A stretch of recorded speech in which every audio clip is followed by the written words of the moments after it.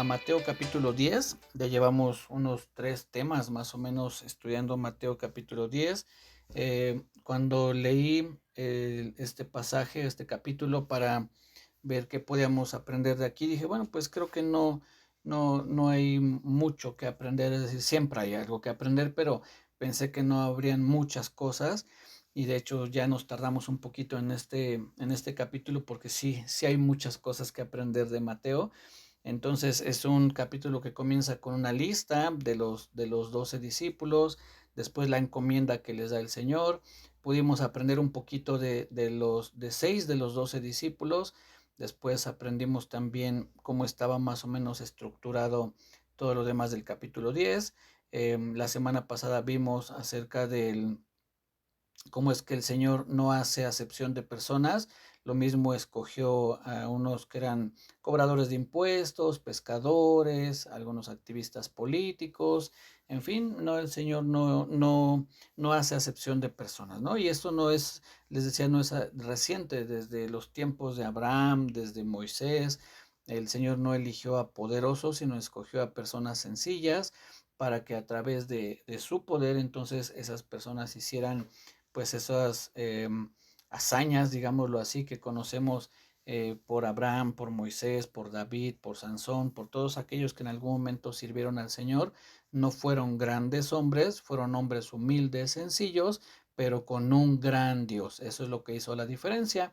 No que ellos fueran grandes, sino que el Dios en quien creyeron, Él es grande. Y pasó lo mismo con los discípulos.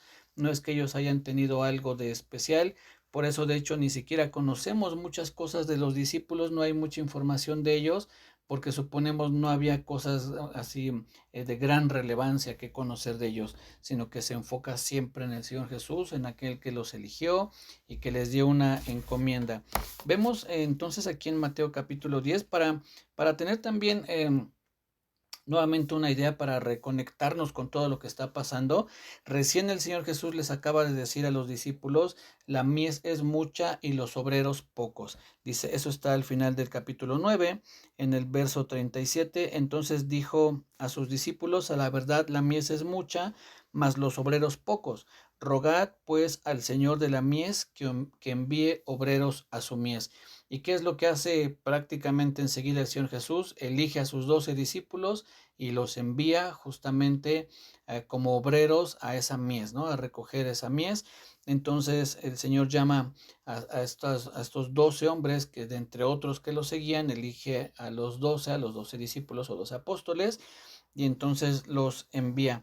Y dice en el capítulo 10, verso 5, a estos 12 envió Jesús. Solo como un dato curioso, la palabra apóstol significa enviado. Es prácticamente el significado de apóstol, un enviado, un mensajero, más o menos.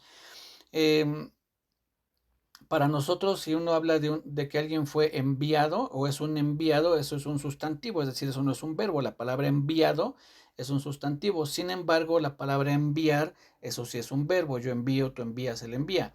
En este caso, la palabra apóstol también es un sustantivo, pero también se puede igual hacer un verbo. Cuando aquí dice en este verso, a estos 12 envió Jesús, la palabra de envió justamente es la palabra o una palabra muy similar a apóstol.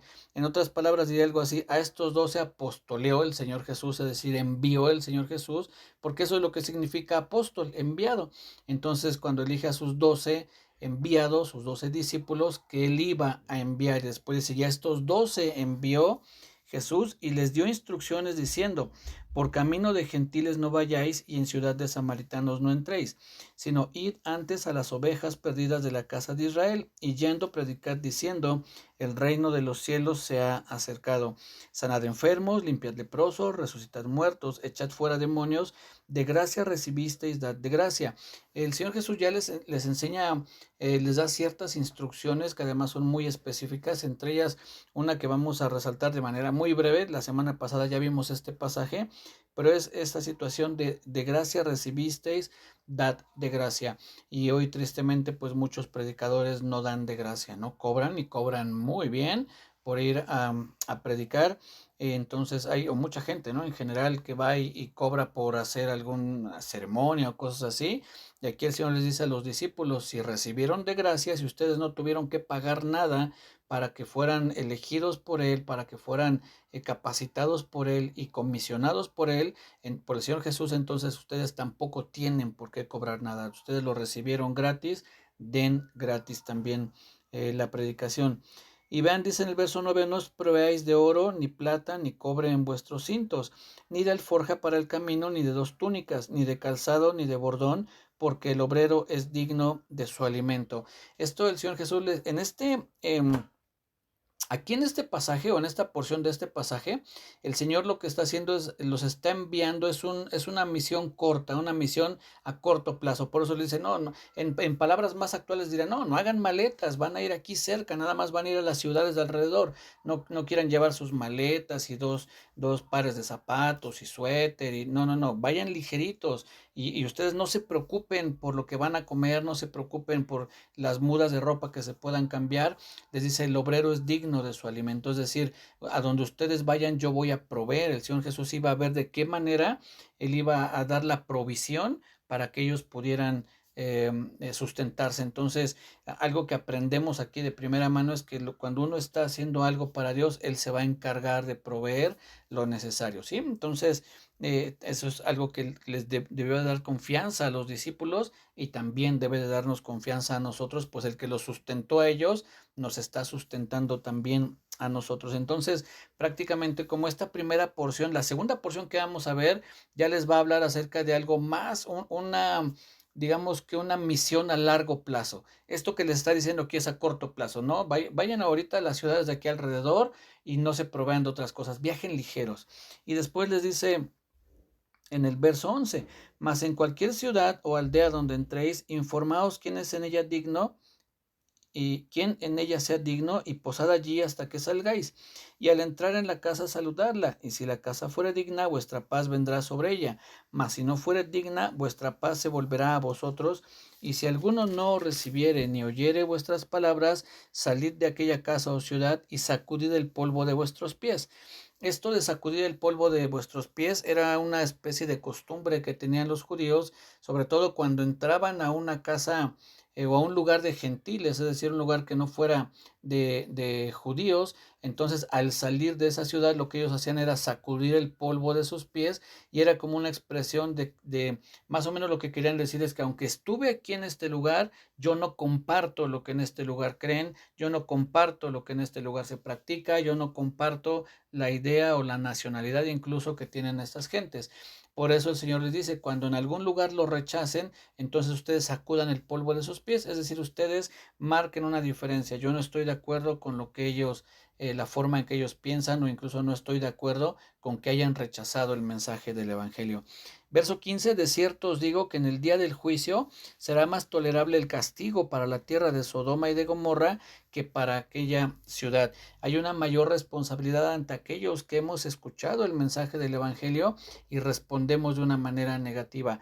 Qué bueno que nosotros, yo creo que los que estamos aquí, es mi deseo de todo corazón, que la respuesta en nosotros sea sincera, sea una respuesta veraz, que realmente queramos seguir al Señor, que lo busquemos a Él y que no seamos de los que rechazan el Evangelio, de los que decimos, no, esto no, es que como que tengo que leer la Biblia y tengo que ir a congregarme en algún lugar y tengo que orar. No, esto no es para mí. Entonces rechazamos el mensaje.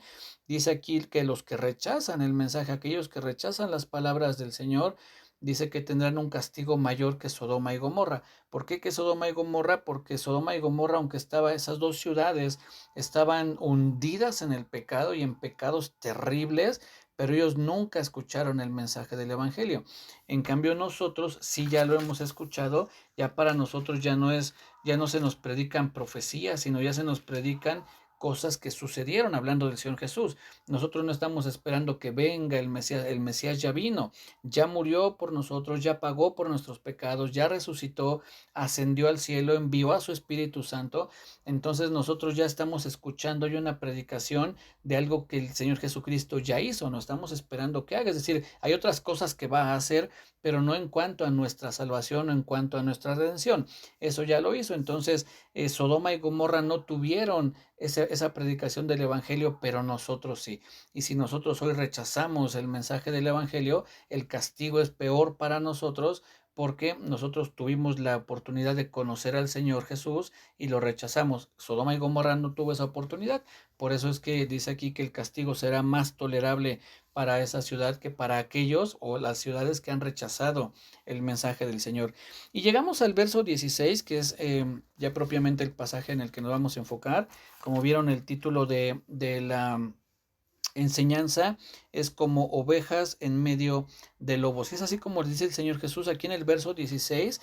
Les decía que la primera parte que acabamos de leer es una misión a corto plazo, y esto que les va a comenzar aquí a decir ya es una misión a largo plazo. Es algo que les está el Señor Jesús anticipando de la forma en que iba a ser el ministerio de los apóstoles. Es decir, esto que les menciona aquí el Señor Jesús son características o rasgos o situaciones que iban a enfrentar todos los discípulos. Todos los discípulos iban a enfrentar esa situación. Y vamos a ver qué es lo que dice. He aquí, yo os envío como ovejas en medio de lobos. Sed pues prudentes como serpientes y sencillos como palomas. Fíjense qué imagen tan gráfica, sobre todo para ellos. A lo mejor para nosotros no es tan gráfica la imagen, porque al menos yo, y yo creo que ninguno de los que estamos aquí, hemos sido pastores de ovejas, es decir, de ovejas, de animalitos. Nunca hemos tenido un rebaño a nuestro cuidado, nunca hemos sabido lo que es que un lobo quiera meterse a robarse alguna de las ovejas, a matarlas para comerlas. Yo creo que ninguno de nosotros hemos atravesado por algo así, pero ellos sí. Los judíos tenían como característica que tenían rebaños, cuidaban ovejas, estaban muy familiarizados con esta imagen.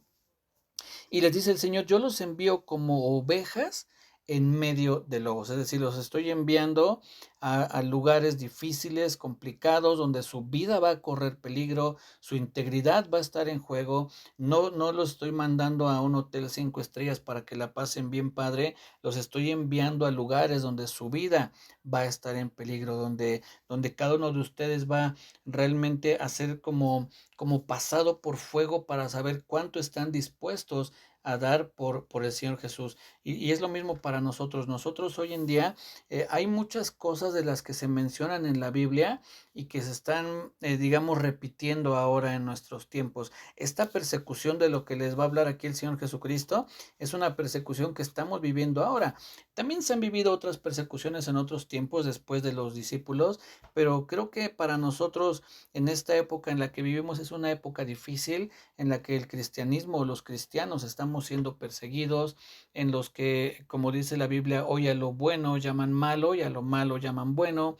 Nosotros que creemos y que estamos a favor de la vida, en contra del aborto, entonces pues se nos señala, se nos juzga, se nos critica, lo mismo que con el movimiento LGBT, lo mismo que con las drogas. Es decir, todo ese tipo de situaciones en las que nosotros como cristianos no apoyamos el divorcio, por ejemplo. Es decir, nosotros siempre vamos a estar en pro de los matrimonios, y además de los matrimonios, tal y como se establece en la Biblia: dejará el hombre a su padre y a su madre y se unirá a su mujer. No dice se unirá a su mujer o a su hombre o a lo que él decida, no, dejará a su padre y a su madre y se unirá a su mujer. El Señor instituyó un matrimonio entre hombre y mujer, y no hay más. Pero hoy ya se dan otro tipo de matrimonios, lo digo entre comillas, y nosotros que no estamos de acuerdo en esos, entonces somos perseguidos. Y es prácticamente lo que el Señor les está anticipando a sus discípulos, y en la sabiduría del Señor calza también calza en cuanto a nosotros para estos tiempos en los que estamos viviendo. Dice el verso 16: he aquí yo os envío como ovejas en medio de lobos. Sed pues prudentes como serpientes y sencillos como palomas. Y guardaos de los hombres, porque os entregarán a los concilios y en sus sinagogas os azotarán. Y aun ante gobernadores y reyes serán llevados por causa de mí, para testimonio a ellos y a los gentiles.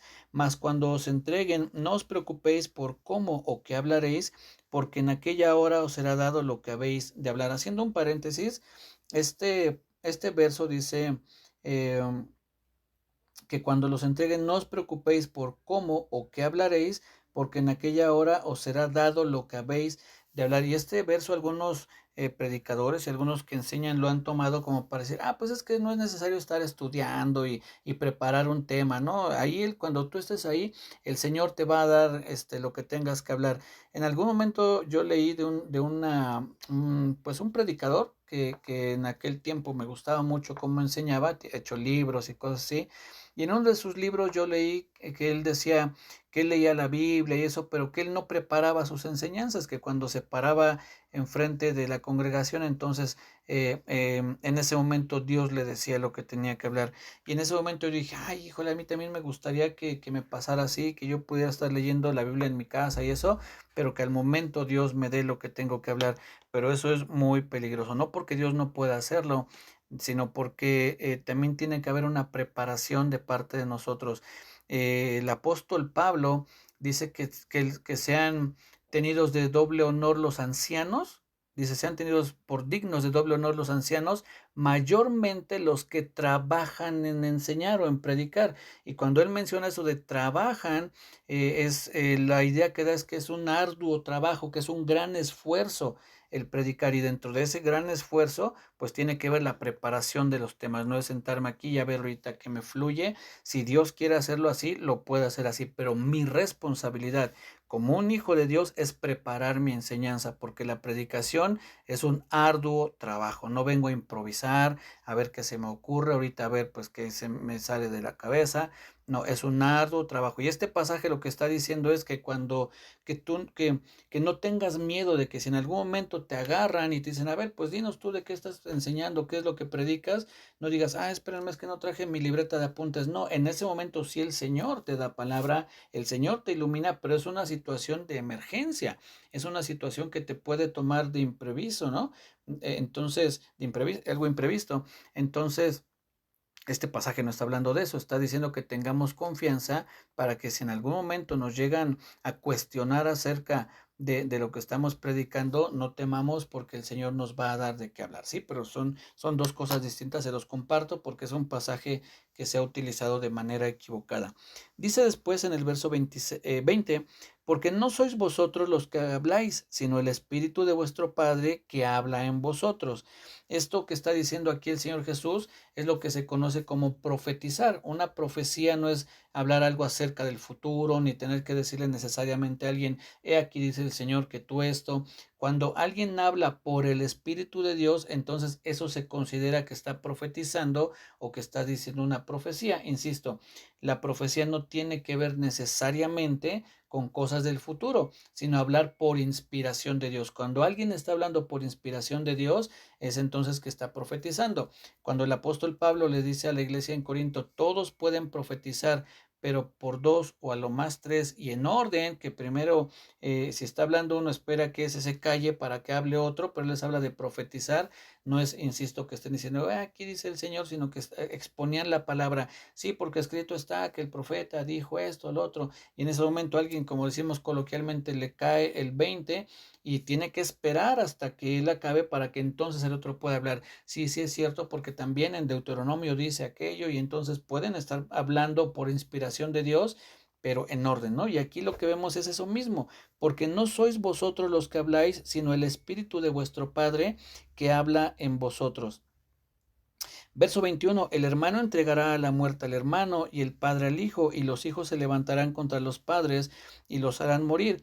Y seréis aborrecidos de todos por causa de mi nombre, mas el que persevere hasta el fin, éste será salvo. Cuando os persigan en esta ciudad, huid a la otra, porque de cierto os digo que no acabaréis de recorrer todas las ciudades de Israel antes que venga el Hijo del Hombre. El discípulo no es más que su maestro, ni el siervo más que su señor. Bástale al discípulo ser como su maestro y el siervo ser como su señor. Si al padre de familia llamaron Belcebú, cuantos más a los de su casa. El Señor Jesús no les prometió a los discípulos que todo iba a ser felicidad en todos los sentidos, que no iban a tener ningún conflicto, que todo iba a salir miel sobre hojuelas, no, Él les está anticipando que iban a padecer persecución, aflicciones, dice, los azotarán. Sabemos que muchos de los discípulos del Señor Jesús los mataron. Tenemos en la Biblia cómo a Esteban lo apedrearon. Sabemos a Saulo, es decir, al apóstol Pablo, cuántas veces lo azotaron. Es decir, de que todos padecieron, pues se las vieron muy difíciles, ¿no? La verdad es que padecieron mucho los discípulos del Señor, pero vemos cómo Él no los engañó. Él desde el principio les dice, si ustedes desean seguirme, si ustedes han tomado han hecho caso a la palabra que se les ha dado, entonces sepan que van a padecer, que va a haber persecución. ¿Por qué? Porque para la gente, así como en aquellos tiempos, hoy también está sucediendo, lo que menos quieren oír es aquello que va en contra de sus deseos naturales. Si tú le dices a una persona que a un hombre, por ejemplo, que quiere de pareja a otro hombre, y tú le dices, no, eso está mal, mira la Biblia, no, tú no sabes, y tú cállate, y a mí no hables de la Biblia, y Dios no existe, y es gente que nos rechaza, es decir, es gente que no escucha lo que uno les dice, somos rechazados, somos tachados también de que, no sé, religiosos y de fanáticos y cosas así. Pero ya desde ese tiempo ya vemos cómo esto no es algo nuevo, desde aquellos tiempos ya había persecución. También otra cosa que hoy se da es que la persecución o las situaciones se dan de una manera mucho más rápida por causa de las redes sociales. Hoy por todos los medios de comunicación que hay, una noticia, una persecución, algo que esté sucediendo en cualquier parte del mundo, en cuestión de segundos ya lo sabemos, ya se sabe que pasó esto, que dijeron lo otro, se viraliza, como se dice hoy en día, todo de una manera muy fácil, muy rápida. Entonces también eso por una parte propicia la persecución. También eso nosotros debemos utilizarlo para poder esparcir el evangelio, para que podamos utilizar nuestras redes sociales para cosas de provecho, para cosas útiles, para que podamos por medio de eso predicar el evangelio, subir un texto, no sé, cosas que realmente sean de provecho y no caigamos en la corriente del mundo que utilizan las redes sociales o para el mal o únicamente para perder el tiempo, que nosotros podamos sacarle provecho también a las redes sociales para escuchar prédicas en YouTube, por ejemplo, ¿no? Entonces, no es que ver un video o entrar un rato a Facebook esté mal o a Twitter o la red social que sea, pero si puedes sacarle provecho, pues qué mejor para difundir el evangelio. Miren, dentro de la sabiduría de Dios, como él ya sabía lo que iba a pasar con sus discípulos, que los iban a perseguir, pero él mismo sabía que esa persecución que ellos iban a recibir, justamente fue la persecución que hubo en los tiempos de Esteban, por ejemplo, cuando es apedreado Esteban, poco después de que viene el Espíritu Santo, esa persecución fue lo que provocó que el Evangelio se expandiera, es decir, que llegara a otros lugares. Esto que el Señor Jesús les está anticipando aquí, para nosotros podrían ser, es decir, más bien para ellos podrían ser malas noticias, que el Señor Jesús les dijera, oigan, discípulos, los van a perseguir, los van a azotar, los van a llevar ante reyes, los van a meter a la cárcel. Ellos podrían pensar, uy, qué malas noticias nos está dando el Señor. Pero para nosotros que conocemos la historia, esas eran buenas noticias, porque por esa persecución es que el Evangelio llegó a muchos lugares. Si me acompañan, por favor, a Hechos, vamos a Hechos capítulo 8 y vamos a ver esto que les estoy diciendo con un fundamento bíblico, ¿sí? Hechos capítulo 8, tal vez ya conocemos la historia de lo que sucede aquí. Dice el verso 1, Hechos 8:1, dice, y Saulo, este Saulo es quien después sería apóstol del Señor Jesucristo y más conocido como el apóstol Pablo. Saulo y Pablo son los mismos, dice. Y Saulo consentía en su muerte, es decir, en la muerte de Esteban. Acaban de apedrear a Esteban. Y dice, en aquel día hubo una gran persecución contra la iglesia que estaba en Jerusalén. Y todos fueron esparcidos por las tierras de Judea y de Samaria, salvo los apóstoles. Fíjense, aquí solamente nos dice que fueron esparcidos por Judea y Samaria, pero vamos aquí mismo a Hechos capítulo 11. En Hechos 11 vamos a ver qué dice un poco más adelante. Dice en Hechos 11:19, ahora bien, los que habían sido esparcidos a causa de la persecución que hubo con motivo de Esteban, es decir, lo que les acabo de leer, esa persecución que hubo cuando apedrearon a Esteban, dice, los que habían sido esparcidos a causa de la persecución que hubo con motivo de Esteban, pasaron hasta Fenicia, Chipre y Antioquía, no hablando a nadie la palabra, sino solo a los judíos. Pero había entre ellos unos varones de Chipre, de Cirene, los cuales cuando entraron en Antioquía, hablaron también a los griegos, anunciando el evangelio del Señor. Y la mano del Señor estaba con ellos, y gran número creyó y se convirtió al Señor. Fíjense, ¿qué fue lo que permitió que estos hombres llegaran a esos lugares? O más bien, ¿qué fue lo que propició que esos hombres llegaran a esos lugares? La persecución. Como hubo una gran persecución, los seguidores del Señor tuvieron que huir y se fueron a otras ciudades, y en esas ciudades comenzaron a predicar el evangelio, dice que a los griegos, y hubo muchos que se convirtieron. Entonces, gracias a esa persecución que Dios permitió y que además les anticipó a sus discípulos, es que el evangelio comenzó a regarse. Si nosotros tomáramos eso como ejemplo, tendríamos que hacer lo que les compartí hace un momento. Así como hoy se esparcen las malas noticias, las malas posturas, las malas ideologías, así también nosotros deberíamos de estar expandiendo el evangelio. Solamente que quizá, no lo puedo asegurar, tal vez a nosotros nos dé pena, no nos sentimos seguros, qué van a pensar de mí si yo en mis redes sociales hablo de Dios, y entonces quizá sea ese el motivo, o quizá tengamos un poco de inseguridad porque pues no conozco mucho de la Biblia, y qué tal y yo pongo un verso y alguien me dice, a ver, pues explícame, y yo no sé qué decirle, ¿no? No sé exactamente qué sea lo que nos impide que podamos compartir el evangelio, pero tenemos que hacerlo. Lo ideal es hacerlo de persona en persona, es decir, compartirle a alguien y hablarle del evangelio, pero también podemos valernos de los recursos que tenemos hoy en día, que fue algo de lo que hicieron también los apóstoles. ¿Cuáles eran los recursos de ellos? Pues las cartas. Y entonces, ¿qué hacían ellos? Pues escribían cartas, ¿no? Y carta a los romanos, y carta a los corintios, y carta a los tesalonicenses, y carta a los hebreos. Entonces ellos se valían de eso, y por lo que entendemos, se hacían copias de esas cartas, y ahora lleva al otro lado y copia, y ahora que se lea en otro lado. Entonces con los recursos que ellos tenían, era con lo que llevaron el evangelio a muchas partes. Gracias a Dios, de verdad, que Él tuvo en su mente esta idea de enviar misioneros, porque yo les aseguro que si hoy pudiéramos rastrear hacia atrás quién nos predicó el evangelio, llegaríamos hasta uno de los discípulos. Por ejemplo, en nuestro caso, como familia, nosotros, yo por lo que sé, fue mi mamá quien conoció del evangelio, y a mi mamá le predicó una de sus amigas, y a esa amiga tal vez le predicó una prima, y a esa prima a otra persona, y si fuéramos hacia atrás, llegaríamos con que hace 2000 años, por ahí así, uno de los apóstoles le predicó a alguien, que después le predicó a alguien, que después, y a través de siglos llegó la predicación acá a México, y entonces después de otro tiempo llegó la predicación a esa persona, y después entonces nosotros hemos conocido del evangelio. Pero fue gracias a esa persecución, claramente, que el Señor permitió, que les advirtió a los discípulos, pero que también les dio ánimo. Eso lo vamos a ver la próxima semana. Ahorita solamente quiero que nos quedemos con que va a haber dificultades. Sí, sí va a haber dificultades, pero nosotros debemos de tomar valor también, porque sabemos quién nos está enviando, sabemos quién nos acompaña, quién nos ha dado esa encomienda, y que Él nos va a respaldar en todo momento.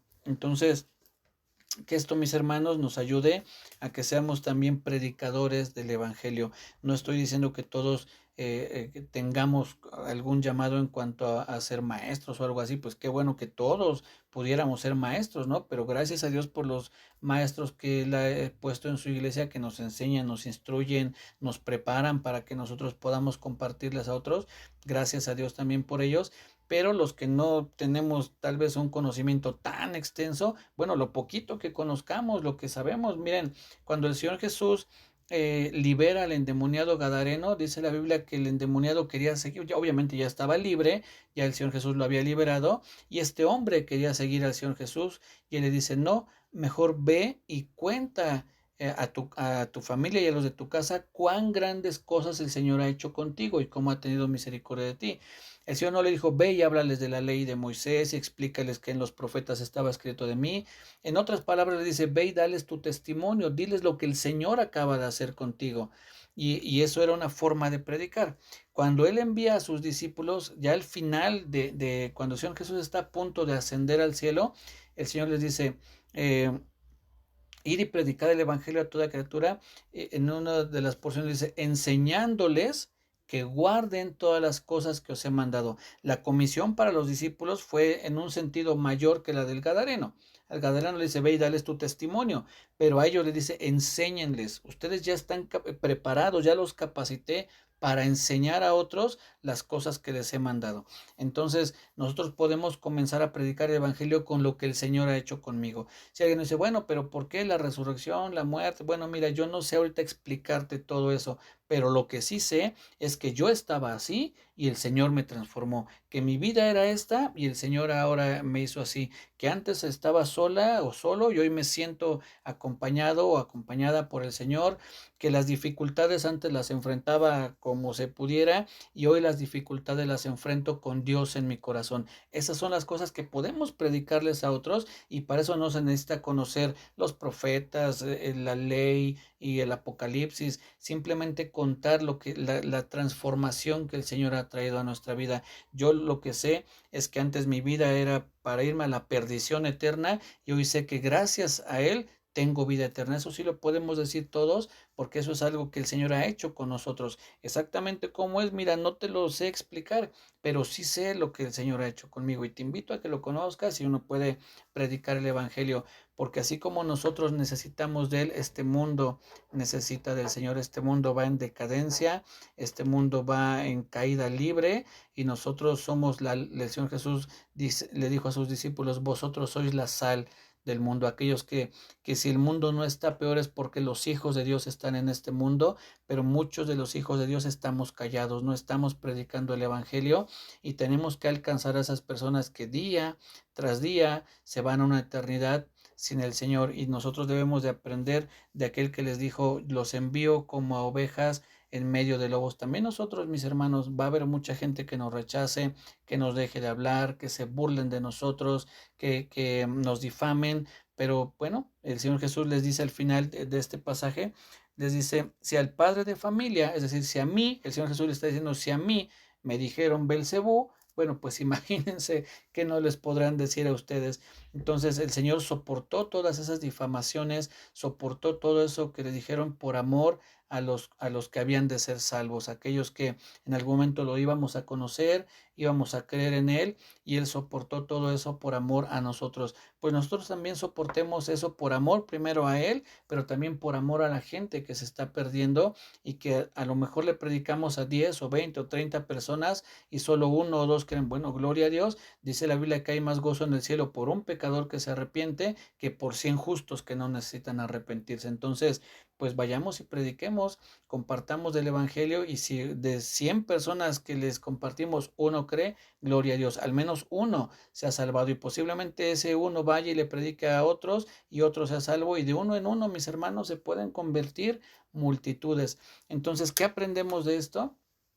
Que hoy en nuestros días hay persecución como en los días de los discípulos, pero creo que esa persecución también es lo que va a provocar que el Evangelio crezca de manera exponencial, como sucedió en estos tiempos, pero hoy no son los 12 discípulos los que están encargados de esto, hoy somos tú y yo, mi hermano, somos nosotros los que estamos encargados de llevar ese Evangelio, también nosotros somos enviados por el Señor y tenemos que predicar el Evangelio, como dijo el Señor Jesús, a toda criatura sin excepción. Entonces, mis hermanos, pues tengamos la confianza en el Señor. La próxima semana, primeramente Dios, vamos a ver la porción de donde dice, así que no los temáis porque nada hay encubierto y esa porción que es de mucho ánimo para nuestras vidas. Hoy ya les di un poquito un adelanto en cuanto a que confiemos que el Señor nos sustenta como sustentó a sus apóstoles.